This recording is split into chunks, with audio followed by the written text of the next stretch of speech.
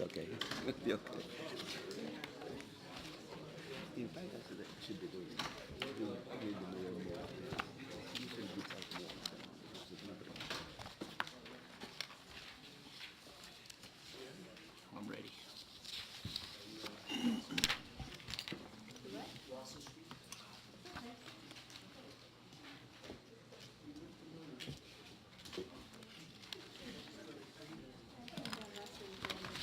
Okay, I'd like to call the regular meeting of the Bellflower City Council. The City Council acting on behalf of the successor agency to the dissolved redevelopment, Bellflower Redevelopment Agency and the Bellflower Financing Authority, Monday, January 8th at 7 p.m. Open session. We are coming back from closed session and there's no reportable action.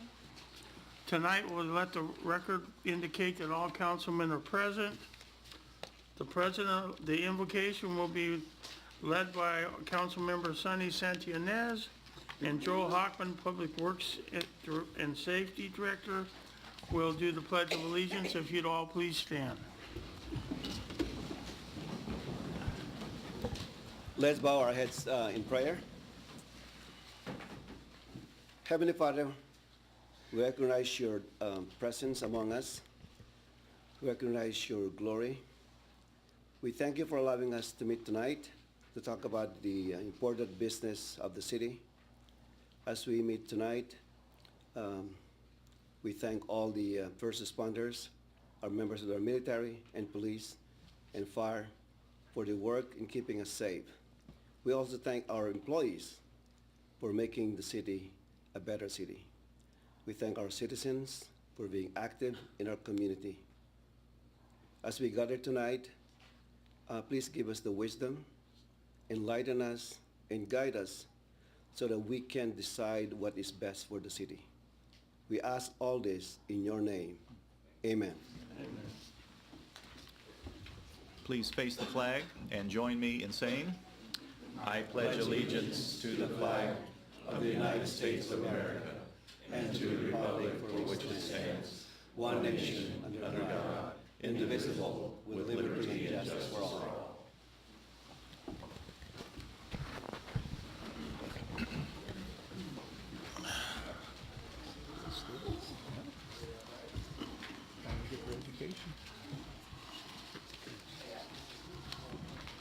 The City of Bellflower is pleased to announce that Daniel Rudy Rudiger, best known for his awe-inspiring story of carving his name into the history books of college football and becoming the most famous graduate of the University of Notre Dame, will serve as the keynote speaker for the 24th Annual Bravo Awards.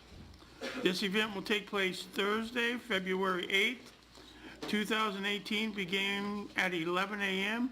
in the William and Jane Bristol Auditorium inside Bellflower City Hall. The awards recognizes individuals based in Bellflower for the LA County Sheriff's Department, LA County Fire Department, and community heroes who perform outstanding acts of valor, heroism, and community service in support of public safety in the city of Bellflower during the last year. Mayor Pro Tem Dutton. Thank you, Mayor. At no cost, Bellflower is excited for our new bike share program that started just before the holidays. I'm sure that you've all begun to see those yellow bikes all around the city. These are from a company called OFO, and the bikes that are for residents to ride. And to get started, riders need to download the OFO mobile app on their smartphone, and will show the location of the bikes nearby if they're not in front of you. And riders can scan the barcode or QR code that's on the back of the bike or close to the license plate area to unlock the bike. And once the bike's unlocked, you can ride it. And it locks by itself once the trip's over. Riders can park those bikes anywhere in compliance. It's like on a sidewalk where you see them or whatever. Some people take them home and leave them in the front yard for a little bit and then get back on them and move them. I've been fortunate enough to see them as far as LA City College. People riding them to class. I've seen them in Norwalk, and I just saw on a Facebook post that one was spotted at La Mirada Boulevard and Imperial. And so they are getting around. It seems to be a great response at the moment. The great part is the trips only cost $1 per hour, but the first rides are free, and they're going to be free to the end of January. And I hope everyone takes an opportunity to try out the new bike program and take the free ride around Bellflower and see what it's all about. Thank you. Councilmember Sonny Santianez, please. Thank you, Mr. Mayor. We have a group of former business executives who volunteer as mentors. The next free evening business workshop is tomorrow, January 9th, from 6 p.m. to 9 p.m. at our Bellflower City Hall. This workshop will focus on the best customer service, how to, and the basics. Our Economic Development Department has teamed up with Service Corps of Retired Executives, that's SCORE, S-C-O-R-E, to also offer free mentoring. SCORE offers entrepreneurs who are either launching a startup or growing an existing business free face-to-face mentoring by men and women who have had successful careers as executives or business owners. For additional information, please visit their website at www.score114.org or call our Business Economic Development Department at 562-804-1424, extension 2010. That's all I have, Mayor. Thank you, Sonny. Mr. Garza, please. Thank you, Mr. Mayor. With the rain that has just begun, I would like to remind residents to prepare their homes for the rainy season with sandbags. Bags and sand are now available to the public for bagging. Be sure to bring a shovel to prepare a few bags for your residents. The sandbag filling location is at the Thompson Park parking lot, and that's located at 14001 Bellflower Boulevard, right here in Bellflower. Thank you, Mr. Mayor. Mr. Coops, please. Yes, Mr. Mayor. A quick reminder that CR&R, our waste management company, is doing their annual Christmas tree collection recycling service, which will continue to pick up curbside Christmas trees through Saturday, January 13th. Christmas trees will be recycled and are composted, or they're mulched, or they even converted into fuel. That's important to know. Tree collectors will come by on your scheduled trash collection day. If your tree is over 6 feet tall, CR&R asks each resident to cut the tree in half and place the tree at the curb on your regular collection day. Small trees may be placed inside your green waste cart. Christmas trees, this is the best part. Christmas trees may not contain ornaments, decorations, stands, or nails. So, have you ever seen anybody put out their Christmas tree and all the decorations on? I guess you buy new decorations every year that way, but I've never seen that, but that's cool. So you got to take that stuff off. For more information, please contact CR&R Waste Management. You can find them at 562-944-4716. Thank you, Mr. Mayor. Thank you, Mr. Coops. I'd also like to announce tonight that we have a teacher, Sue Nicoletti, and her students from Bellflower High School here tonight. Can you guys all stand up? We'll give you a hand. No?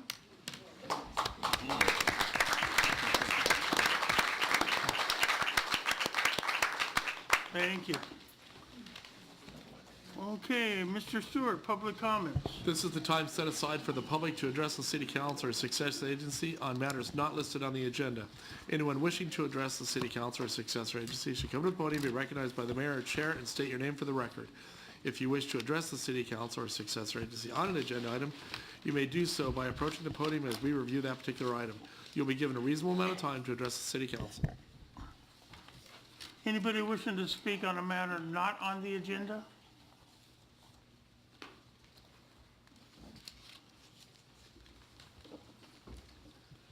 Good evening, Mayor and Councilman.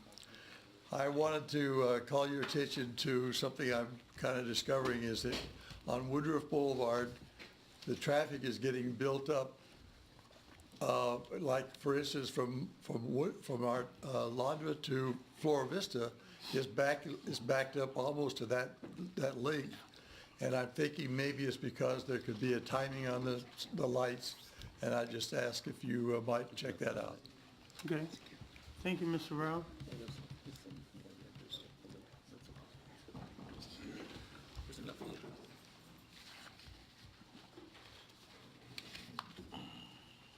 Good evening, people. I have a concern on Somerset and Woodrow. There's a lot of accidents, and as a council and group of people, I think that we should figure out a way of stopping this because people are running alike. Guy got hit the other day, dog got hit the other day, and it's happening quite often. And I haven't lived in the community that long, but I think it should really be addressed. That's all. Thank you, sir. Oh, I am so sorry, people. I'm not used to standing in front of a podium. Henry House. Thank you. Hey, Mayor, can we have Joel Hockman talk to him? Yeah. Yeah, our public. Sir, if you'd step out to the lobby, this is Joel Hockman. Head of Public Yeah, Safety. there's Joe. That's Troutman. He's a public safety director. He'll talk to you. Council members, ladies and gentlemen, I have just a couple things here. The way state of California is going and with all this nonsense over political crap, I hope Bellflower isn't signed in with our illustrious governor playing sanctuary city, so we don't lose the damn money in Bellflower. Let the rest of them lose it in the state, because they're a bunch of jokes. The one thing I'd like to ask is, I talked to the public safety over here earlier today at your substation, and to me, I've got a deal in front of my business, this white Nissan, that it's been wrecked. It's got tags. It shouldn't be driven on the street, in my opinion. It's a safety hazard, but I don't think anybody wants to do anything about it. So if somebody gets hurt from that car being driven, I'm their best witness for a lawsuit, because I'll stand on that party's side that gets hit. That car doesn't belong on the street. It's a safety hazard. So I think the city needs to have the sheriff's department look at it and see what they can do about it. Now, another thing, I went to the planning department meeting over this Taco Nazo restaurant. I don't know if you've got that part tonight to approve the minutes of that meeting, that they approved or not. Personally, I think there's some problems there. In my opinion, Wayne Brown on the Planning Commission is the only one with common sense. Because how do you put a bar inside that new restaurant, and it's only for beer and wine, and you got the school there, with the kids getting out. You got the big trucks parking in the middle of the street to go into that place. You couldn't drive a truck into it and come out of it. You got to back it in, so you're plugging traffic. And now you got the Mexican restaurant they're putting in across the street. It's one big traffic hazard, and I'm against giving in to a beer and wine license, let alone anything else. There's insufficient parking for that site. The planning department should never have approved the move onto that without the parking being justified in the beginning, when he first, I guess, signed the lease or bought it to move on to it. So it was a bad move on the planning department, and a bad move on the city for okaying it. If you look at that over the past couple days, it's an accident ready to happen. Now, you get people going in there during the day for lunch or whatever. You get them going in and sitting at a bar now, going to have a beer. They have 4 or 5 of them. Now the school gets out. Now some kid gets hit. Bad location. The parking is atrocious. There isn't enough parking. And your planning commission, basically, except for Wayne Brown, was more concerned about how you back, say, a 40-foot tractor trailer into the property to offload the goods. More concerned over that than they are of looking at the big picture. I think it's a slap in the face. Well, I got that out of the way. Now, and if you look at it, this gentleman is gonna wanna open that other little restaurant that he started out with as a fast food thing for a drive-up. You're adding more traffic to that whole damn congested area. You're creating one monstrous problem, and somebody's gonna get hurt. So I'd like to see the city at least take a better look at it before they decide to approve it and maybe do some changes. But I'm against issuing that license for beer and wine. And most of the neighbors that live over there in that tract where I live too are against it too. They see the problem of the congestion. That new Mexican restaurant that's going in should never have been allowed either. But there's nothing you can do about it apparently, because nobody's changed the building codes here in Bellflower over the years. They've sat with the old dormant stuff and never looked at it. And then the last item is over last week's meeting here. Thank God we got through the cannabis thing and everything's done and over with. But there's one that, in my opinion, should never have been approved. And that's the one on Alondra that's going in just west of Lakewood Boulevard. Mr. Coops voted against it going in. The other three of you let it happen. Mr. Garza can't vote on things. I don't know what his ties are, but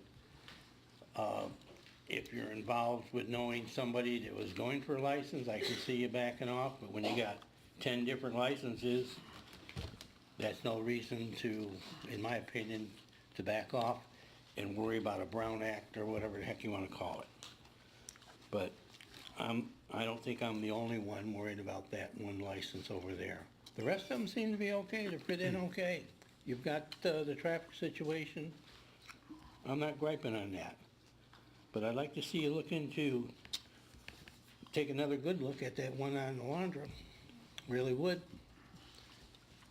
And definitely, when it comes up for the taco stand, getting a license for beer and wine, I'd say no. And I would even say no to opening that other restaurant as a takeout thing, because you're congesting more traffic. And I stopped at Mr. Coop's place the other day and picked up a wine bottle out of the street that was taken out from, that must have been taken into the darn facility and left there at the curb. So, bottoms up.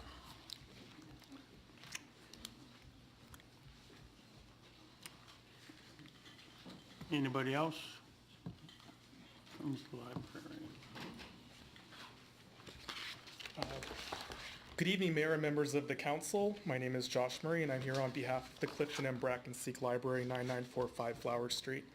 I'd like to let you all know about an upcoming STEM program that we will be hosting for children ages 4 to 11. Children are invited to learn all about wind tunnel aerodynamics. On Saturday, January 27, 2018 at 2 o'clock, they can participate in our upcoming program. Do you ever wonder how birds and airplanes can fly? Spend an afternoon making your own contraption from a variety of special materials and see if it will fly in the wind tunnel. Create your own scientific challenges and see how high and fast your contraption will fly. So I hope that all the children who are interested in learning about wind tunnel aerodynamics will show up. And again, that's Saturday, January 27th, 2 o'clock p.m. I'll leave some flyers here at City Hall. Thank you. Thank you.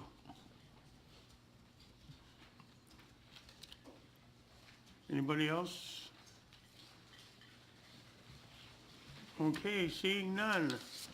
We'll move on to 11A, please, Mr. Stewart. This is consideration of possible action to conduct a public hearing to consider adopting ordinance number 1347, an ordinance approving ordinance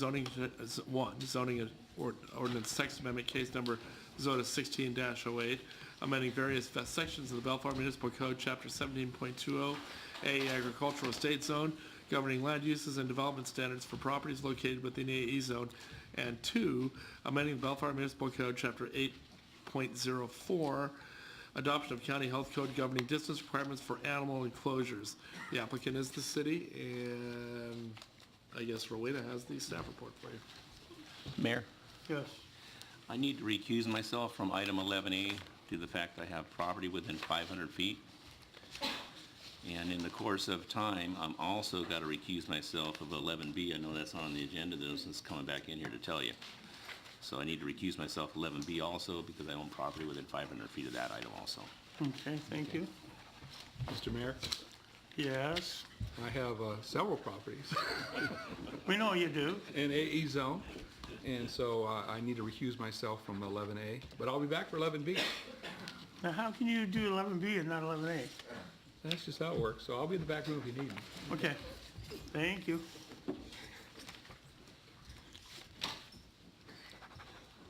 Okay, Rowena, here we go. Good evening, Honorable Mayor, members of the council. Before you is the zoning map illustrating the AE zone properties. There are approximately 487 AE lots, 702 dwelling units within that zoning area, and about 251 of those 487 AE lots are not allowed or are not permitted to have any sort of animal keeping, provided that they did not have the minimum lot size of 10,000 square feet. Little background on this project. Back in February 2016, an urgency ordinance was adopted establishing a moratorium within the AE zone pertaining to developments within the AE zone. And that original moratorium has been extended, in which case it will be expiring on February 22, 2018. On November 2016, a code amendment was presented before the Planning Commission, at which time we had several AE residents show up at that meeting and indicated that the drafted ZODA needs some work.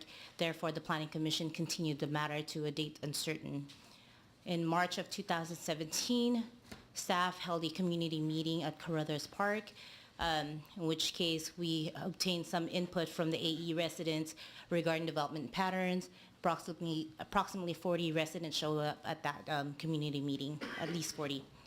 In June 5, 2017, the code amendment was presented to the Planning Commission, and the Planning Commission recommended approval of those, of the proposed amendment, or rather, proposed ordinance with amendments. And on October 3rd, 2017, the code amendment was scheduled for City Council meeting. However, due to noticing requirements and the recirculation needed for the environmental document, that item was continued to a date certain, which would be tonight. And we did send out new notices for tonight's meeting. And the proposed ordinances covers about 9 topics. First being reducing the maximum, first being clarifying and restating the intent of the AE zone pertaining to agricultural uses, and AE being known as the horse country within the city. Also explicitly prohibiting residential plan development overlay zones and plan development overlay district as a form of subdivision in the AE zone. Also explicitly limiting the development of accessory dwelling units, and this would be the state permitted second dwelling or accessory dwelling units, used to be referred to as mother-in-law quarters or granny units. Those type of structures would only be permitted for lots that are 10,000 square feet and up. Removing the distance requirement of 35 feet between building used for human habitation and animal fences / enclosures for animal keeping. Essentially, currently, a stable cannot be located within 35 feet of a residential structure, and that's being proposed to be removed.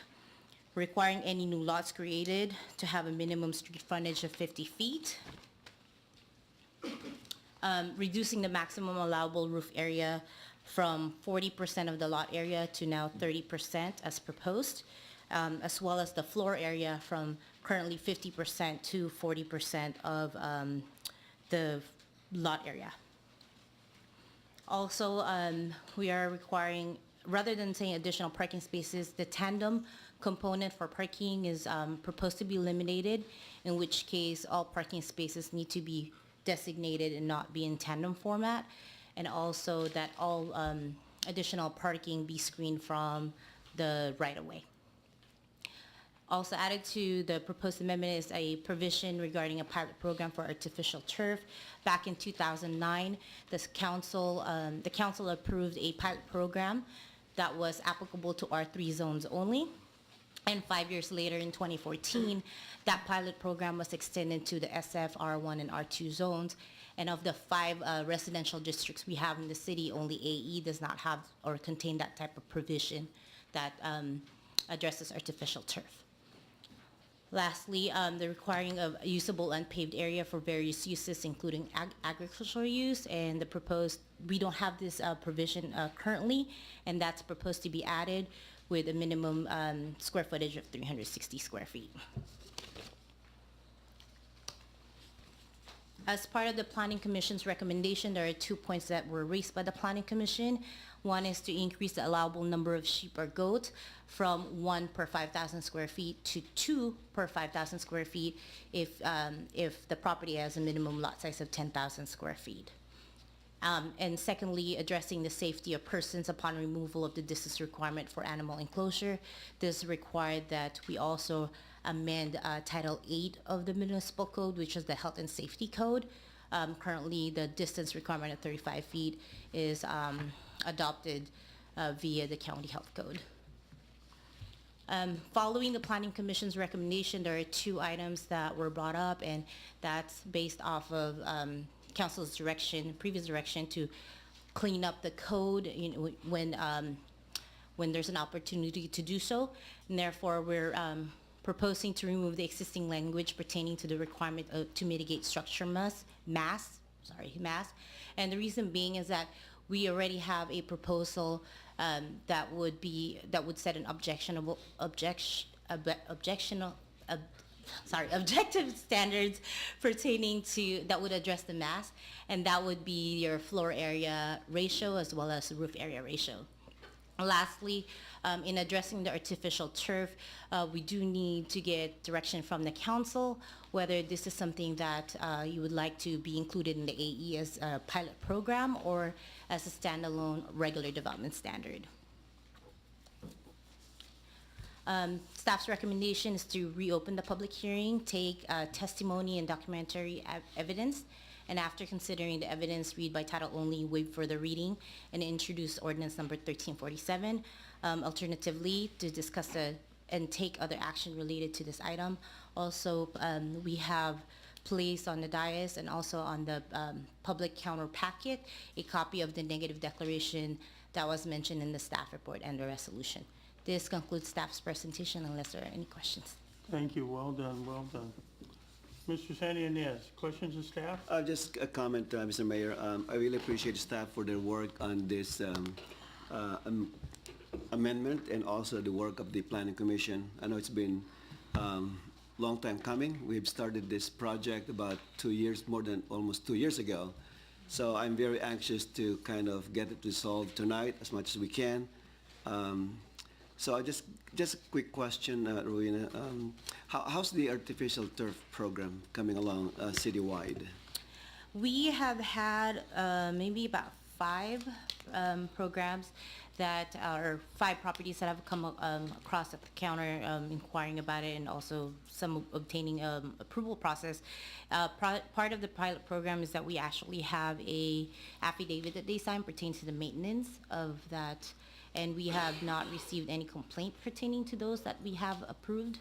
Mm-hmm. They're not the, from years back, the AstroTurf, they don't look anything like that. Mm-hmm. And also there are some, or at least one resident that I know of in the AE that have already proposed that as well. Okay, good. So it's been almost more than 2 years now, right? Well, more than that. We've had in the R3 2009, and in the SF zone, we have it since 2014. Okay, okay, good. What I'm very anxious tonight is to hear from the residents of this area because it's gonna affect them, so that's what I'm gonna do. Mr. Garza? I have no questions or comments, Mr. Mayor. Okay, I'll entertain a motion to open the public hearing. So make a motion to reopen the public hearing. Okay, I have a motion to reopen Second? and a second. Without objection, that'll be the order. At this time, anybody wishing to speak on this matter can come to the podium, sign in, state your name for the record, and say whatever you want. Good evening, Mr. Mayor and council members. Roddy Valencia, 10445 Beach Street. I really only have one big concern. I've read everything very thoroughly, and obviously I'm your favorite Krabby Horse owner here in Bellflower. And my concern is simply this. In regard to removing the minimum distance requirements, I think I'm lucky in that neither one of my neighbors has any immediate plans on selling their property. But if either one of my neighbors did sell their property and someone wanted to build a secondary unit, and both of those lots next to me are big enough to do that, they would be able to build a secondary unit right next to my horses, right next to where I stable my animals.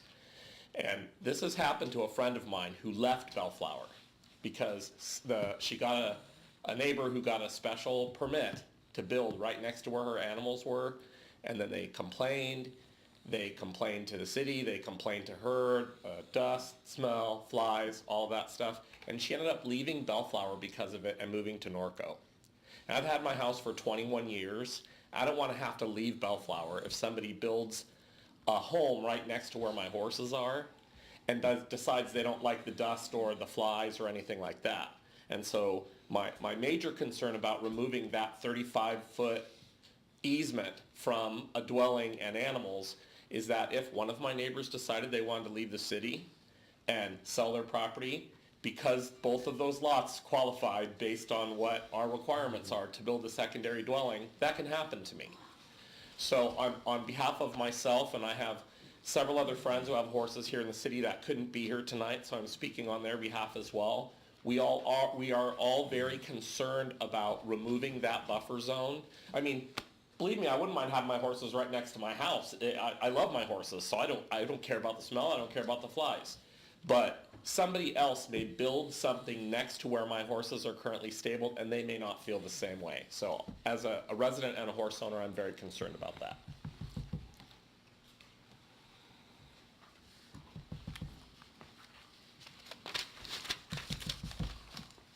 My name is Wayne Brown, and I live at 10505 Flora Vista Street in Bellflower in the AE zone.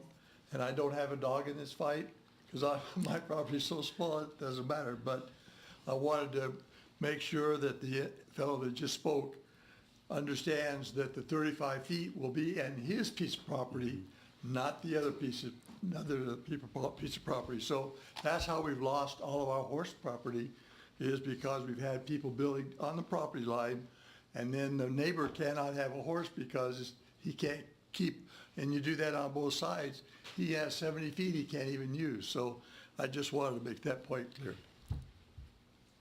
Thank you, Mr. Brown.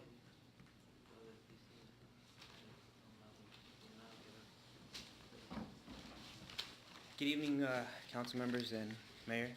My name is Ulysses Figueroa. I reside at 16802 Grand Avenue. And I know this has been coming for 2 years, but my mom's had a vision that's been coming for about 18, 19 years. We used to live on Muroc Street, 10305. We moved over to Grant Street, which is a bigger lot. And since then, we've had our ups and downs with our business, and we've always worked hard.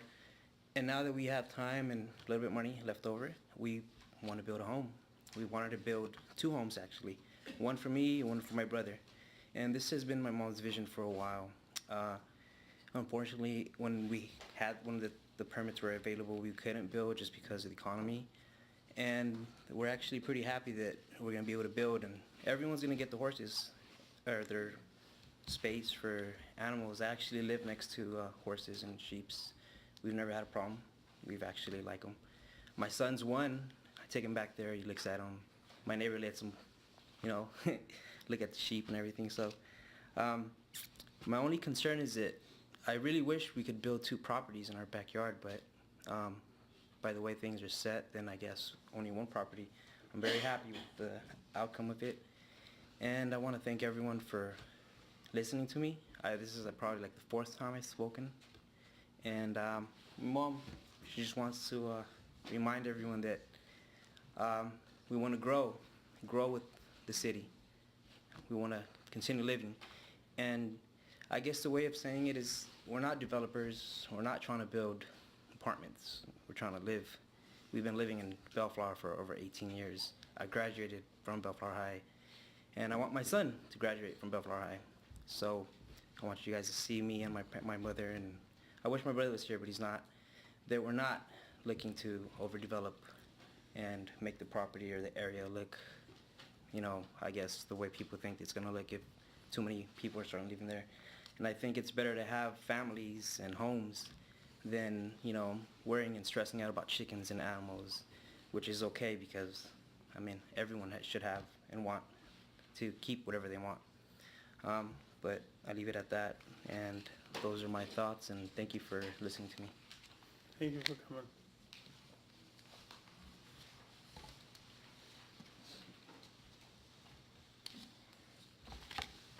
My name's Victor Kwana. I live at 16843 Grand Avenue. And I just wanted to bring something up, maybe get a little bit of clarification. It was brought up during the Planning Commission meetings, and then I don't think it kind of died there. But under 17.20.190, item number F, it states that a minimum 6-foot-high enclosure with solid self-closing gates must be provided. And I can't read it all, but something about the enclosure. This refers to trash enclosures constructed of concrete block or equivalent. Now, is that going to be a requirement for every resident, or if you're doing any remodeling? Can you? That's section 17, whatever it be, 17.20.190, correct? Right. That's only applicable for properties that are being developed for multi-unit. Okay. So So single the- family would not be required to provide that. Okay, thank you.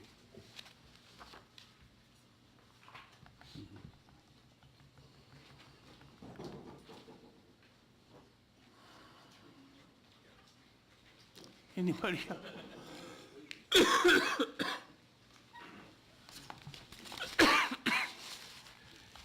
Good evening, Mr. Mayor, council members. My name is Kevin Karchner.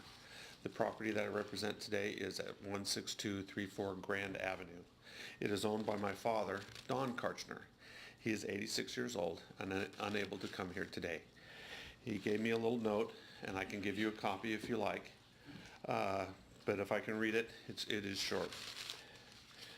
In regards to these resolutions, I'm opposed to any part of this proposal that would have the effect of downzoning or reduced density of new rules and requirements that are restrictive and make it more difficult to build than at the present. Anything that would add to the cost of building or reduce density. Signed, Don Karchner. The Karchner family has lived in Bellflower for as long as I can remember. I actually went to kindergarten here, elementary school in Las Flores, and graduated from Bellflower High School. So did all my brothers and sisters. I remember growing up on Beach Street. I heard an address that I'm familiar with. We moved to Grand Avenue, I think it was 1974. So whereas we are construction people, we do develop, but we own our properties. We don't develop and sell. We have owned that property on Grand Avenue since 1974, and our plans are to continue to own it. We do agree with many of the people that I've heard express today. They don't want any changes, and my father and I would like to second that We would like to keep the restrictions and the codes the way they are, and we would be more than happy to work with those. We understand sometimes they change over the years. Like I said, we're a longtime resident. We plan to be here for many more years. We're willing to work with the city council and be good citizens. But we think any more downsizing would hurt us a great deal. I do remember as a young teenager when we moved into Grand Avenue, my father planning on developing that property. But we kept it for many, many years for horses. We had every kind of animal. And as a young person, I took care of those animals. I appreciate the opportunity that this zoning has given us. But we always understood that there was another option to develop.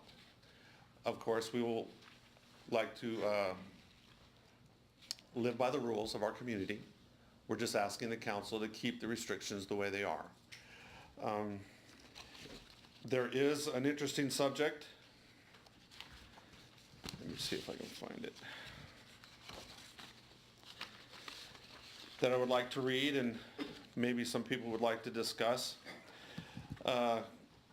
According to the Apartment Association magazine, on September 29th, Governor Brown signed into law 15 bills that would directly impact the availability of affordable housing and provide opportunities for owners and developers to participate.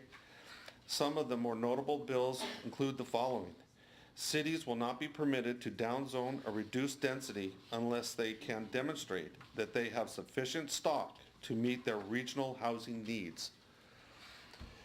Now, I know this is a difficult situation, and there's passion on both sides. And for that reason, I would like to say that we should keep the restrictions and ordinances as the city has them, as they are now, and consider that a good compromise. Thank you.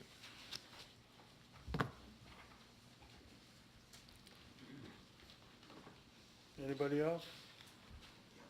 Mr. Mayor, if I can ask Mr. Stewart regarding the last statement that Mr. Kirschner made on the regional housing needs assessment. Can you clarify if we are compliant with the RHNA for the last couple of years? The current regional housing needs assessment indicate that the city is on the hook to show that there are zoning, in which case we would be able to provide for the designated numbers.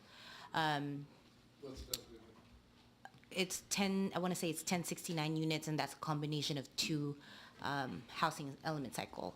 And in response to that, what we've done is actually rezoned the area on Bellflower, vicinity of Alondra and Bellflower, to allow for mixed-use development, and also to designate portions of properties on Woodruff Avenue south of Alondra as also residential units. So as far as we have right now, we are in compliance.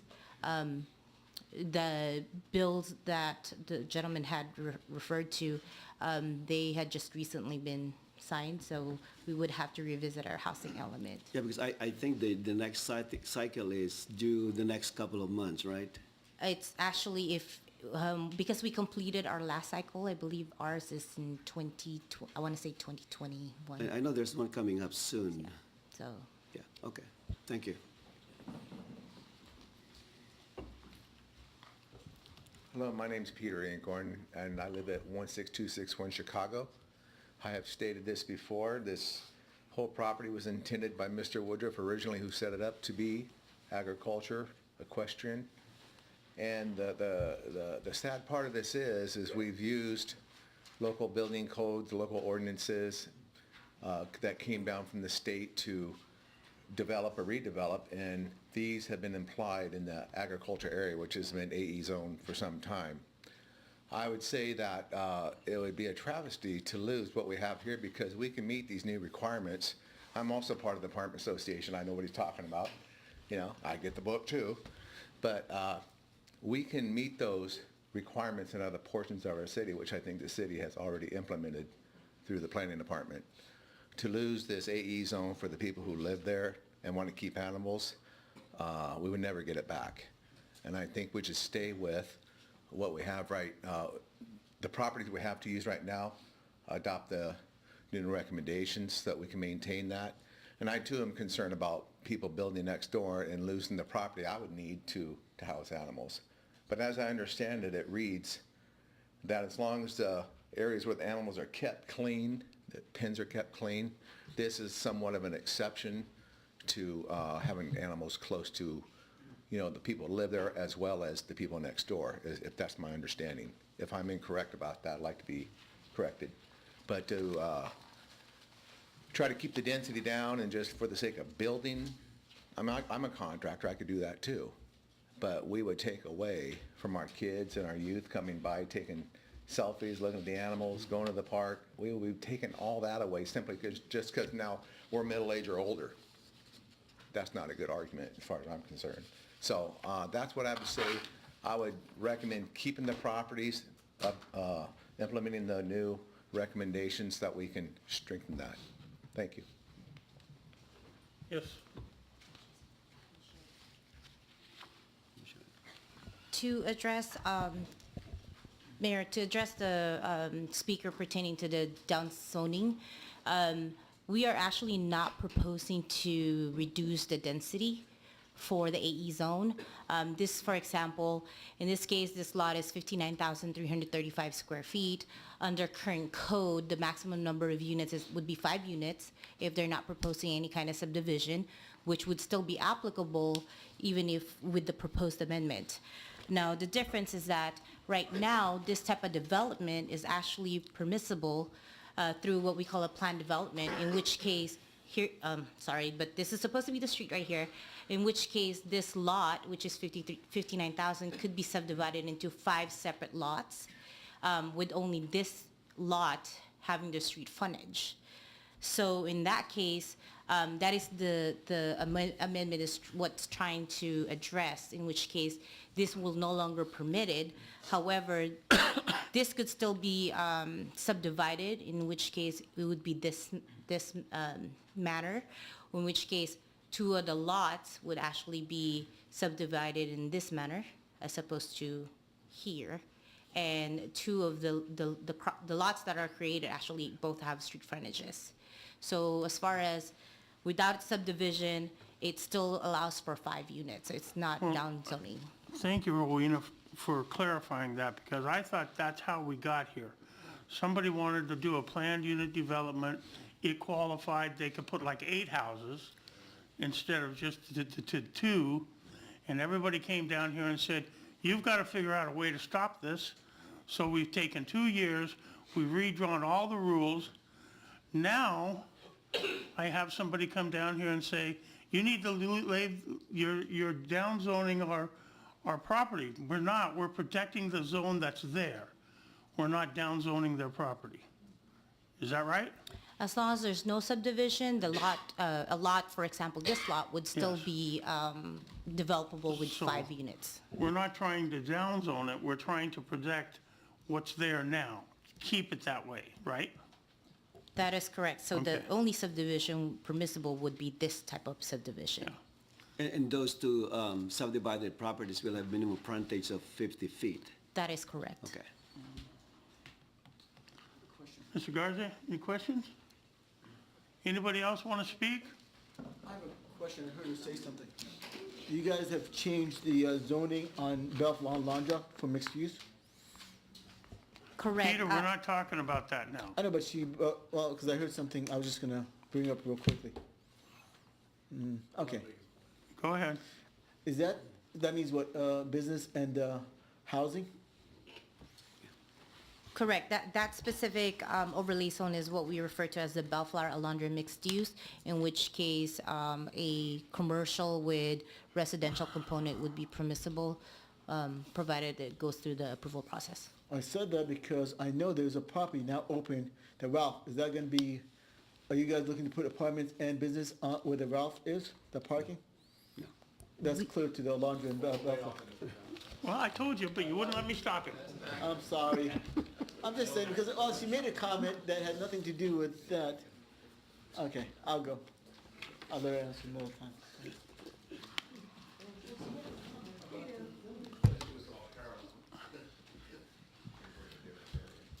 Mr. Larson. Good evening, Mr. Mayor, council members. Scott Larson, I live on View Park, and my parents live on Flora Vista. And they have since, gosh, the early 70s. We've lived in Bellflower all of my life for sure. And I'm speaking in favor of the staff recommendation.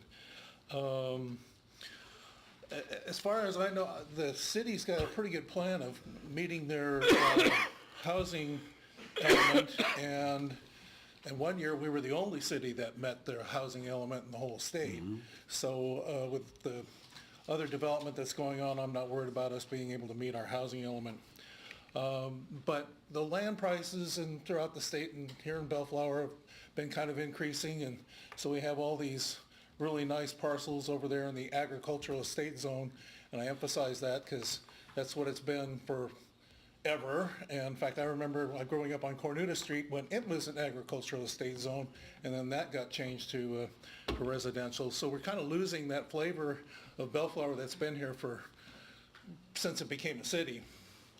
And many of the residents over there, including our family, are very concerned about that, and thank you for the efforts that you put in.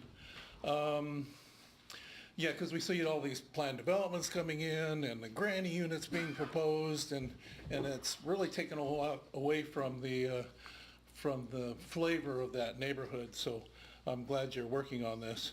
I had one quick question, and that was something about the tandem parking and getting credit. Does that include garage space and the driveway in front of it? Because technically that's tandem parking.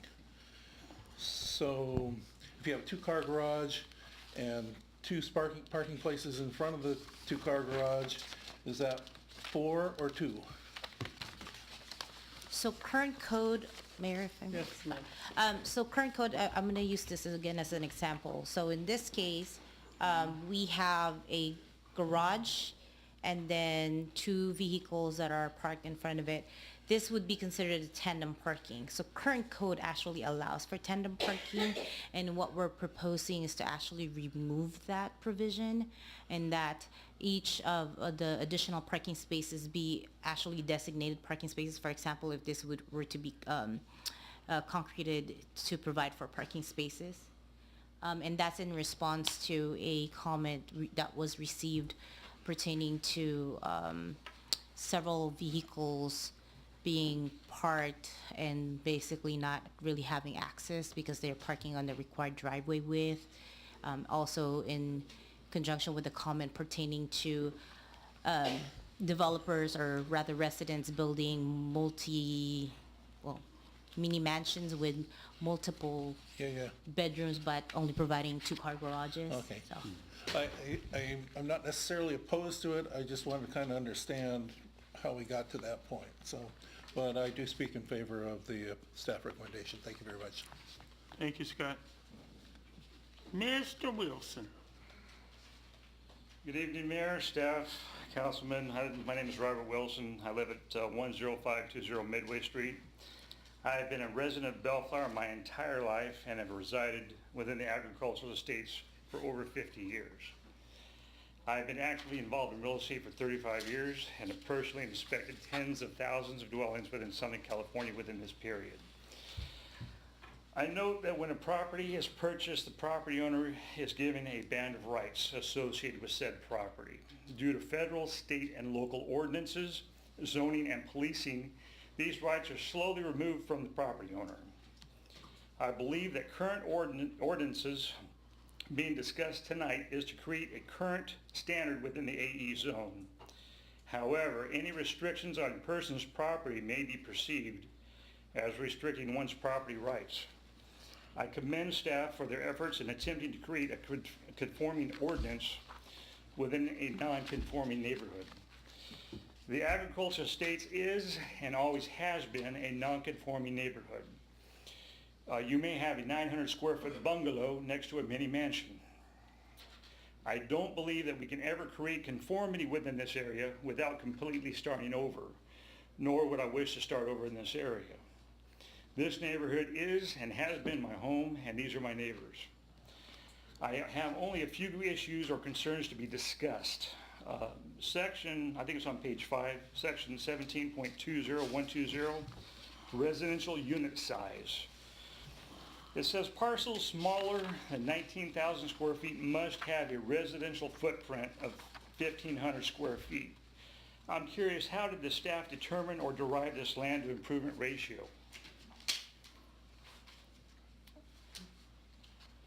Number 2, if someone was inherited a piece of property and only wanted to build a 1,200 square foot home, is that not allowed? The next issue, I believe it's on page 6, section 17.20.160, accessory buildings, structures, or carports. Line item D, it reports alleys. There are no alleys in the AE zone. I request that this item should be stricken from the ordinance. On page 7, section 17.20190, development with more than one residential unit. Line item A states, all residential units must be single-family detached.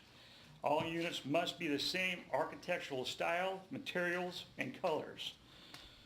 So if I own a home that was built in the 1930s with a transite exterior that's also known as asbestos siding, with dual hung windows, is the new structure to meet the old one or vice versa? And on page 7, I believe, section 17.20.210, existing residential structures, it states existing structures constructed with proper building permits before May 22nd, 1993 are legal non-conforming. I would really like to hear the answer for why is May 22nd of 1993 legal non-conforming. If I own a home that was built in 1990 on a 20,000 square foot lot, meeting all the requirements in this current ordinance, setbacks and so on, how am I going to be legal non-conforming? If a property, so if the property is constructed prior to this time period meets all the qualifications stated within the ordinance, how does staff determine it's legal non-conforming? Further, if said property is 50% or more destroyed by natural disaster, fire, flood, etc., can the property be rebuilt to its existing footprint in its existing location without any issues?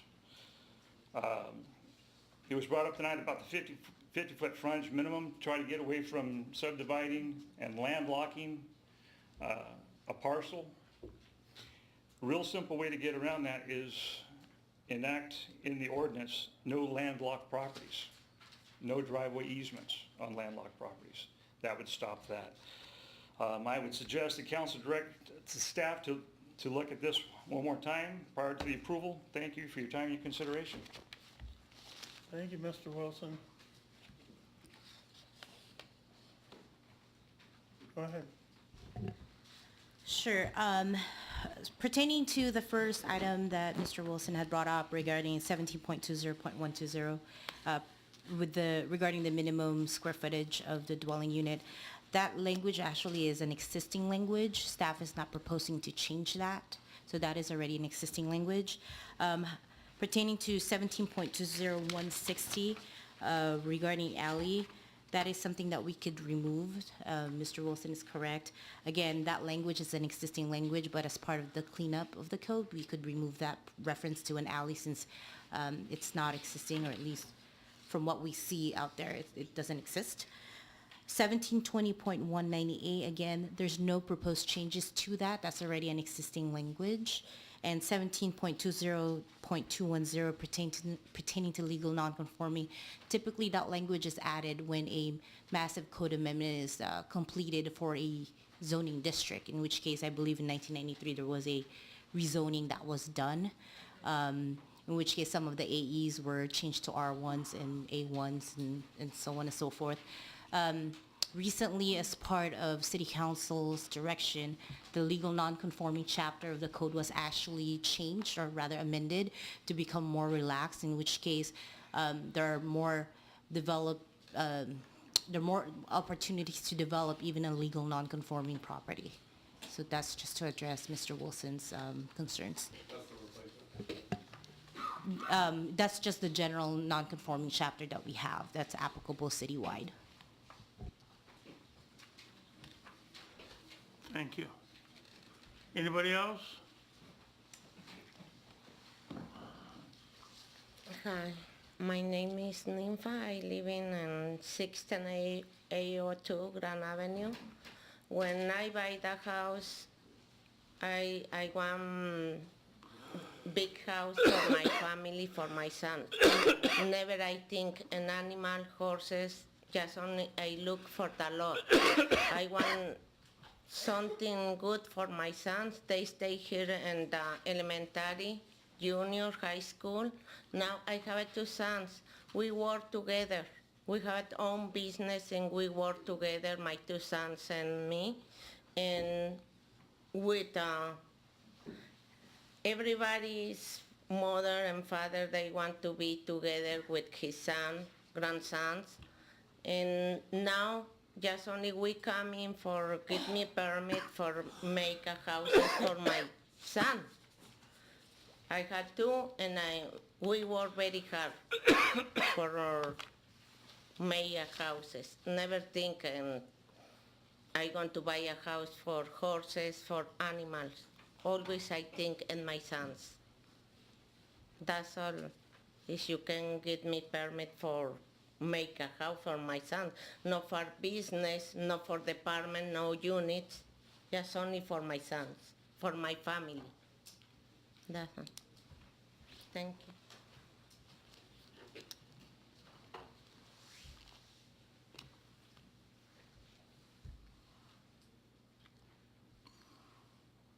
you. Anybody else?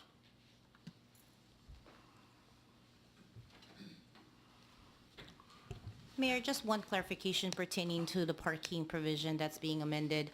Just to clarify, earlier I just mentioned that it's really just a configuration of the tandem parking that's applicable. It's actually, I apologize, but we are also increasing the parking requirement to address those comments that we received pertaining to single-family mini mansions development that have, 8 bedrooms, but only 2 car garages that are being proposed. So there is a provision that's being proposed to actually increase that based on the number of bedrooms. Are these new ordinances going to keep this lady from building, or was she not able to build to start with? I would need to know the minimum square footage, or rather the square footage of the lot. If the lot is 19,800 square feet or more, she would be able to do an additional unit on that, because the code prohibits plan development pertaining to subdivisions. But if Nympha is proposing to just have a second unit in the back with no subdivision being proposed, that is a possibility if she has a lot that's 19,800 square feet or more and it meets the development standards. Thank you. Anybody else? Okay, I'll entertain a motion to close the public hearing. So moved. Second. Without objection, that'll be the order. Gentlemen, what's your pleasure? I have a question, Mr. Mayor. Just right quick. Mr. Valencia brought up the issue of people complaining about when they move next to properties that have horses, and that I've definitely seen that happen in other scenarios and other property developments. I've seen it where, like, when you move into an apartment complex that's situated maybe next to something that some people may consider objectionable, like a bar or something that has a nightlife or something, where a tenant usually is asked to sign some sort of acknowledgement, a disclosure saying that they are aware that they're moving next to something that's maybe incompatible in some people's eyes. I'm not a real estate expert by any means, so I'm not sure if it would be possible. I mean, this wouldn't stop, I think, complaints, but would it be possible to legally to have future buyers of properties within the AE zone sign some sort of a disclosure acknowledgement that they are moving into an area that has XYZ elements, like, animals and such? I'm not sure, Mr. City Attorney, you have any? So Councilmember Garza, members of the council, there used to be a defense which was called a coming to the nuisance defense, which was basically a similar scenario where a property owner who had what used to not be a nuisance, and then with urbanization became a nuisance under various municipal codes. That used to be a defense in California and would prevent or provide a defense to those types of property owners in defending themselves against a civil lawsuit or whatever from people that came around those particular types of uses. That was dismissed in California in the 1920s, so that's no longer available.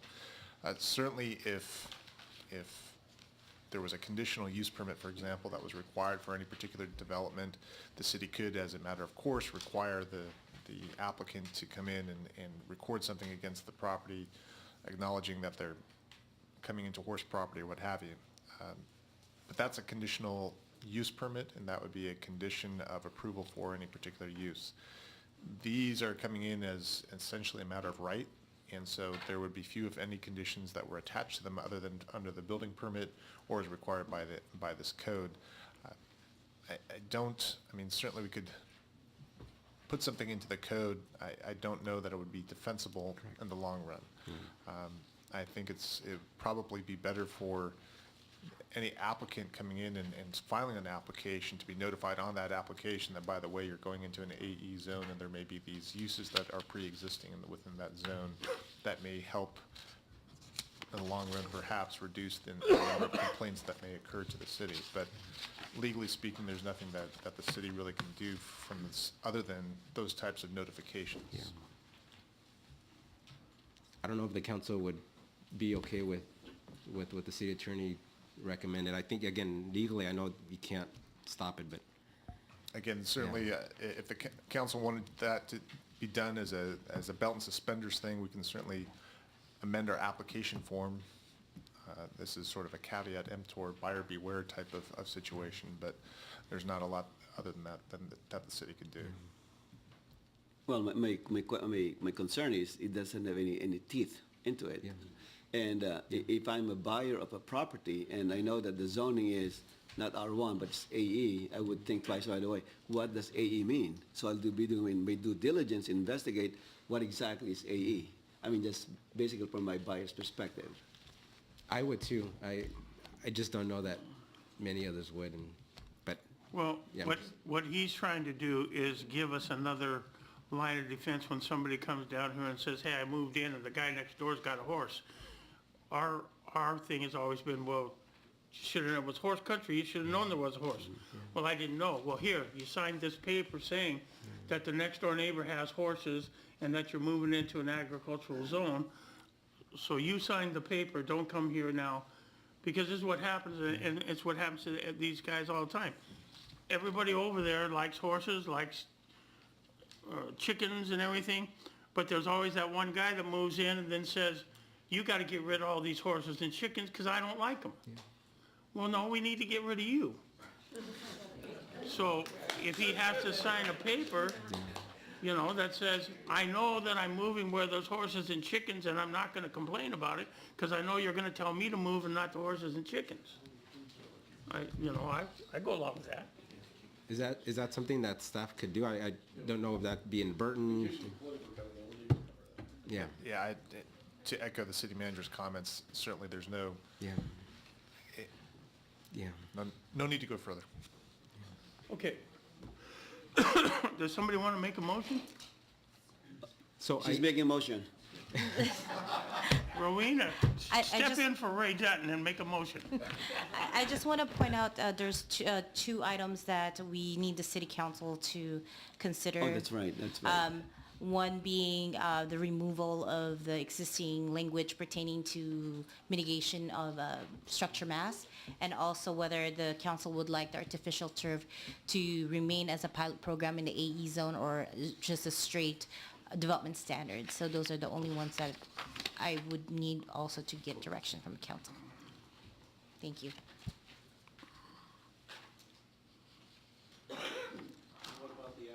Yeah, I was going to ask, and also I think Mr. Wilson's recommendation was great in terms of removing any references to alleys. Well, I think she said that. I think she said already. Okay, Yeah, okay. she already said that. Okay. Okay? I think she needs directions on those two items, Mr. Mayor. Well, you need a motion on the item two small items. Yeah, or direction first, before the motion. Well, I'm okay with removing the language on the, in terms of mitigating the structure of mass, and then also, I'm kind of in favor of leaving the artificial turf as a pilot program, so it is citywide. So it's across all the different zoning of the city. Mr. Garza? I'll second that. I'll go along with that too, that's fine. Okay. Yes, sir.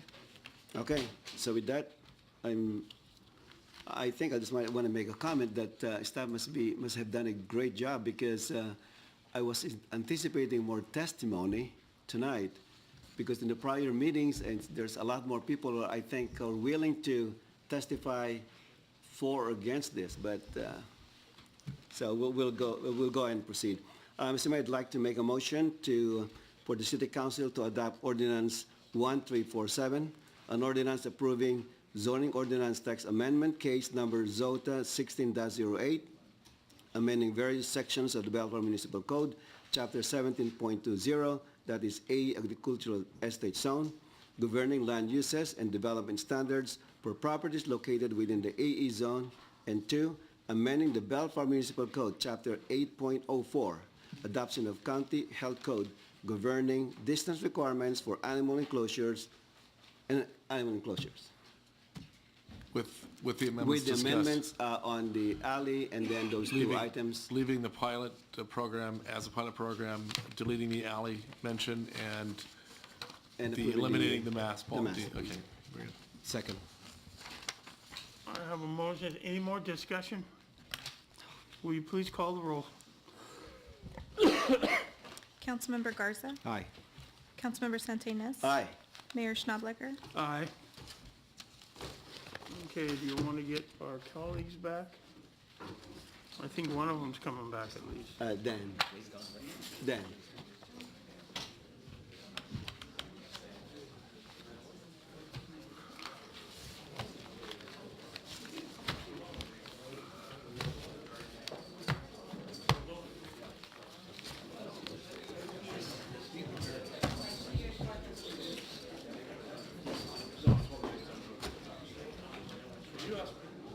Welcome back. Yeah, no blood on the floor.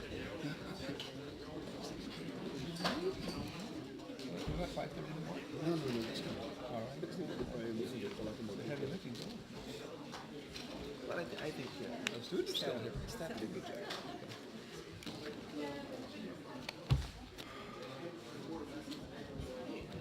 It's good entertainment.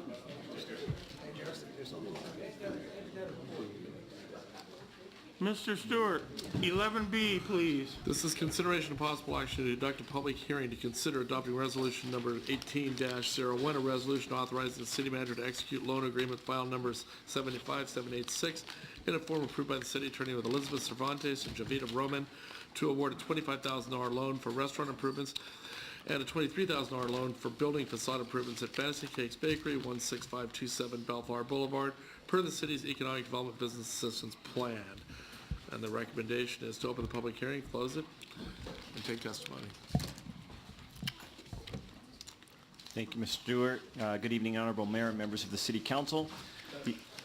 The item before you tonight for your consideration is the application to Chapters 2.1 and Chapter 3 of the city's Business Assistance Program for facade and property improvements submitted by the owners of Fantasy Cakes Bakery at 16527 Bellflower Boulevard in our downtown.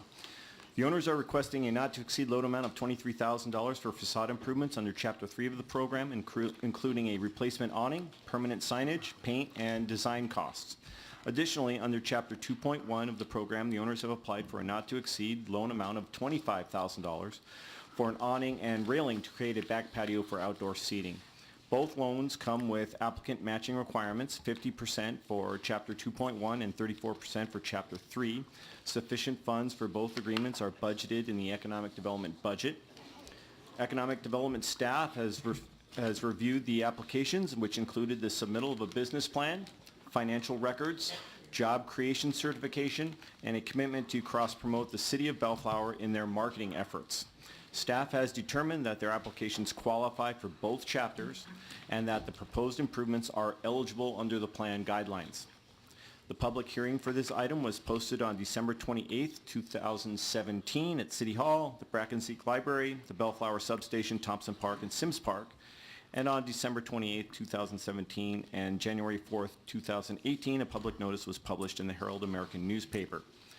Staff recommends the City Council open the public hearing, take documentary and testimonial evidence, and after considering the evidence, adopt resolution number 18-01, or alternatively discuss and take other action related to this item.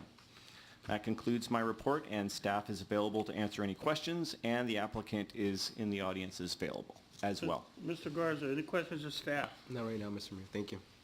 Mr. San Ynez? Mr. De La Longa, did the previous owner of the property operator, Flower Street Bakery? Correct. Did they take advantage of similar program before? They did not. They did not. They started their business well after we, well before we did any of this. Okay. Yeah. Because I'm glad they're doing this because the facade needs some TLCs. It does, to match the nice job they did on the inside. Exactly. I was Yeah. driving by Bellflower Boulevard, I look at it, oh my goodness, it doesn't look good. All right, so thank you. I have no questions. Mr. Coops, no questions? Okay, I'll entertain a motion to open the public hearing. So moved. Second. I have a motion and a second without objection. That'll be the order. Anybody wishing to speak on this item can come forward. Good evening, dear Honorable Mayor and members of the council. On behalf of the Fantasy Cakes family and the team members, we want to thank you for the opportunity and support you have granted our business. Since we opened our doors in May 2017, we have always felt 100% welcome by the Bellflower community and members of the city. This grant will afford us the possibility to grow our business, give back to our customers, families, and community in ways beyond the monetary value. No words can really describe how grateful and blessed we feel for this opportunity, but we want to thank you for believing in us, in our business, and our dream. Thank you. Thank you. Any questions? And your name? Elizabeth Cervantes. Elizabeth Cervantes. Thank And you. Are you the baker? No, my mom's the baker. Oh, okay. So you're I'm the co-owner, So you're the yes. business owner, you're the promoter. Yes, of I the am. business. I handle the Okay. administrative items, yes. So how did you get into this business? Well, my mom has been a baker now for 15 years as a home-based baker, and her business grew substantially over the years to a point where she could not meet demand out of her home kitchen. So the opportunity came about when Mary decided to retire, and it was pretty much turnkey. We went in there and did some refacing interiorly, but you're right, the exterior needs a substantial improvement and some TLC, and we feel this is going to really increase the ability to bring in traffic flow. So it's Good. going to be great. So you know that this loan is forgivable loan, right? That's correct. Yes. So please take advantage of it. Yeah, we are. Okay, good. Thank you very much. All right, thank you. Mr. Mayor, Yes, Mr. Coops. so you read the staff report. Yes, I did. Does it make sense to you? You It understand makes it all? sense. Yes, I've About the already. prevailing wage, you know what prevailing wage means? To my understanding, yes, I Okay. believe so. Uh-huh. All right. You've explained to her? Good. And so all your questions have been answered how this process will go forward? Yes, I've spoken already to Jim and Catherine regarding the terms of the And your business document. continues to improve since May 7th? Yes, it has. It actually did much better than we actually projected it to just in the last 6 months. So, Well, thank you very much. We're glad you're here. thank you. Anybody else? Mr. Taylor? Move to close the public hearing? Second. I have a motion and a second. Without objection, that'll be the order. Gentlemen, Mr. any Mayor, I'd further like- discussion? I'd like to make a motion, Mr. Mayor, I would love to hear your motion. for the Mr. City Council Sandino. of the City of Bellflower to adopt resolution number 18-01. I'll second the motion. Would you please, I have a motion and a second. Please call the roll. Councilmember Garza. Aye. Councilmember Coops. Aye. Councilmember Santinas. Aye. Mayor Schnablecker. Aye. Okay. You can get Ray and bring him back, please. Well, Ray left. Ray went home? Yeah. Okay. We're gonna move on to the,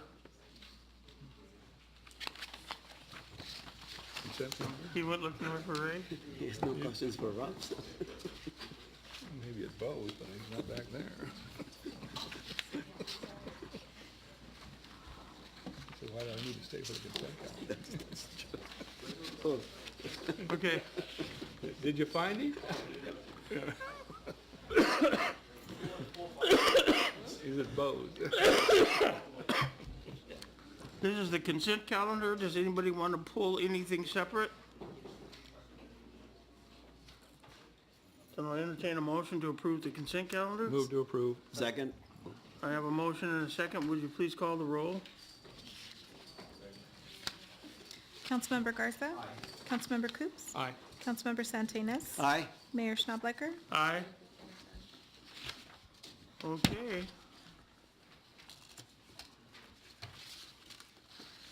Council comments. We're gonna start with Mr. Garza tonight.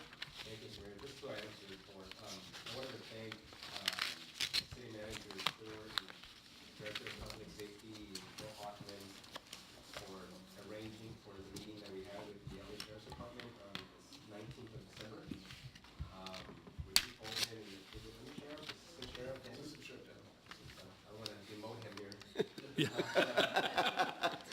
I can understand why. It was really, really productive meeting to be able to air out some of the issues of concern that we had with the performance of the LA Sheriff's Department lately.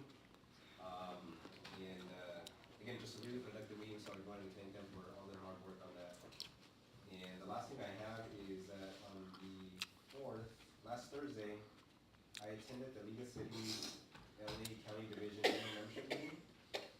And so at that meeting, we had probably over 50 cities that attended the meeting. And at that meeting, and that organization represents over 500 electeds in the area.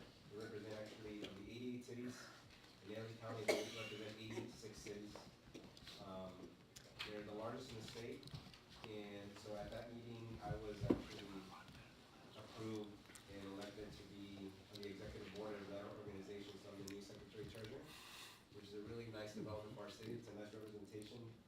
And God willing, we should have a president on that board in a couple of years from now. So again, it's a nice thing for our city, so I just wanted to report that to you all. Thank you, Mr. Mayor. Thank you. Mr. Coops. Yes, thank you, Mr. Mayor. Congratulations, Juan. That's a big deal to be able to be elected and represent 500 electeds in our area. I don't know of anyone in our city council over the years that's ever had that responsibility, and we're proud of you. And thank you for taking that step. And I know it takes time away from your family. And where are the meetings held? Sacramento or somewhere far away? There you All right. All right. Another wonderful place. Yeah, in Sacramento. But you'll represent us well, and thank you very much for undertaking that. It's a pleasure to represent our city. Have you probably noticed their event center on Bellflower Boulevard, the lights are on, and the sign is lit up that says the Main on the front of the entrance there, and the parking lot behind it's been paved. And we're really proud of it. So as we progress towards the dedication of it later this month, we'll continue to keep it apprised of what goes on in there. The fire department is going to have their museum on the first floor, of course, and they'll be doing their dedication in July. But the city's half, which is the upper half, is almost finished. They're working on the final touches, and it'll be a showplace that we're all going to enjoy and we're all going to be a part of, and it'll be a big asset to our community and to our boulevard. Thank you, Mr. Mayor. Thank you. Mr. Santinas. Thank you, Mr. Mayor. Since it's our first meeting for the year, I want to wish everyone Happy New Year, and I hope that you had a blessed Christmas. I just want to report that today I was privileged to attend the press conference to launch the mobile stroke unit sponsored by the LA County. It is like an ambulance that will basically respond to a possible person who's suffering from a stroke. So it's kind of I think that it's very innovative. I know it's a pilot project, There's a lot more things that needs to happen, but the concept is it's going to be based at Long Beach Memorial Hospital. So if there's a call and the symptoms are stroke, then that the unit will be dispatched. In the meantime, that unit is roaming around different cities between Signal Hill and Norwalk, including Long Beach. So I was talking with the doctor this morning, who basically was the pioneer of this program in terms of the long-term intent. The long-term intent of this program is to basically to gather data in terms of how they can improve. And I can see right away that it just my prediction that the eventual goal of this program is to basically incorporate this unit into the paramedics situation. So hopefully it's going to be successful because as was mentioned this morning, for every 40 seconds, one person has a stroke. So that's a big thing if that can be prevented. So I wish them the best. Hopefully we can gather a lot of data that can be used eventually as more units are deployed within LA County. So thank you, Mr. Mayor. Thank you. I just want to I hope everybody had a wonderful Christmas and a Happy New Year. I hope 2018 is every bit as good as 2017 were. And with that, I'm going to adjourn to the next regular meeting of the Bellflower City Council to 5:30 p.m. Monday, January 26th, 2018. Thank you.